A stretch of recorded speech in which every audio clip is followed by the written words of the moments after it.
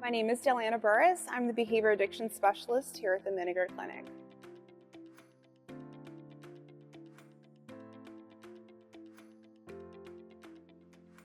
Some of the triggers that people in recovery often face around the holidays, besides being around alcohol and substances, maybe at gatherings, is also being around family members and friends where maybe there's some regret or shame or even stressors in that relationship dynamic.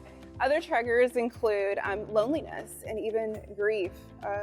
Oftentimes people are no longer using the coping skill that got them through the substances and alcohol, and maybe now they're faced with holidays without loved ones, or they're facing holidays alone.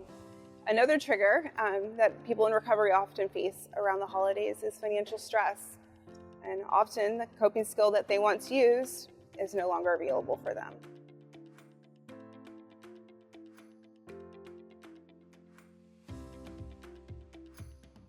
A few of the strategies that I'll suggest for people in recovery whenever they are going to holiday events is one, make sure they have an exit strategy.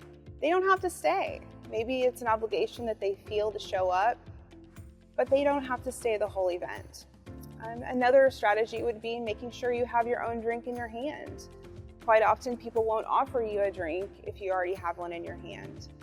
And then finally, I'll suggest people bring a support person, whether it be another person in recovery or just a person that knows the struggles that they're having with alcohol or substances and are familiar with their recovery goals. Having someone with you can help you get through the event.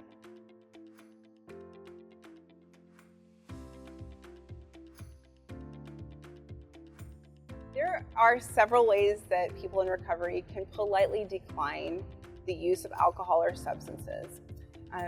In my office, we'll often use role play and practice different scripts to just simply say no or no thank you. Often it's difficult to just say no. Another suggestion that I'll have for people in recovery is that they actually talk to the host of the party and let them know that they do have some issues with alcohol or different substances, and have it set up to where they have alternatives to the alcoholic beverage. Practicing no is one thing, but also preparing and then having an advocate for you there can be also helpful.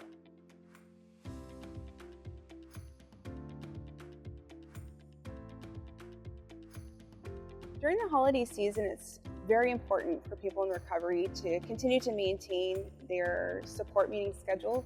Maybe they add in a couple more meetings. It's really important to continue with therapy, and then also maintain support with a peer support specialist, making sure that if you need added support, you're able to find it. Another option for people in recovery are online meetings. And oftentimes we get really busy in the holidays going to different events, and maybe our schedules change up a bit. Knowing that there are many online meetings available to be able to attend and just maybe zoom into whenever you're feeling like you are having a challenge or a particular trigger or just needed that added support.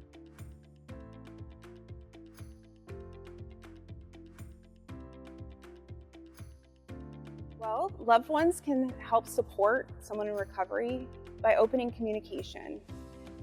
Having alternative beverages also available at all the parties. Whether or not the person in recovery asks for it, make sure that the option is available.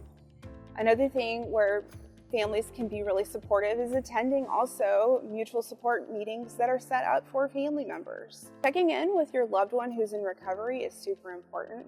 Even if it's just privately checking in and just asking how they're doing, and not necessarily specifically asking about their recovery, but just seeing how they're doing just during the holiday season in general.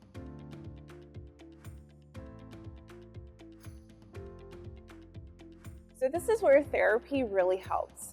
So learning coping skills, learning ways to ground yourself, learning how to identify how emotions rise in your body.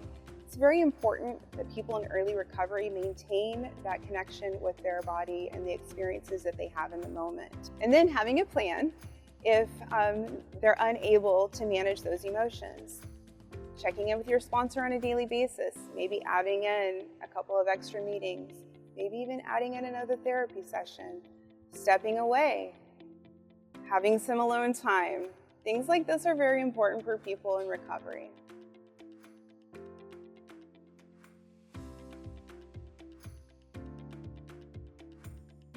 The message that I would want to give people in recovery is that treatment works and recovery is possible. Resilience happens and we live one day at a time. Also, celebrate your progress, one day in recovery at a time.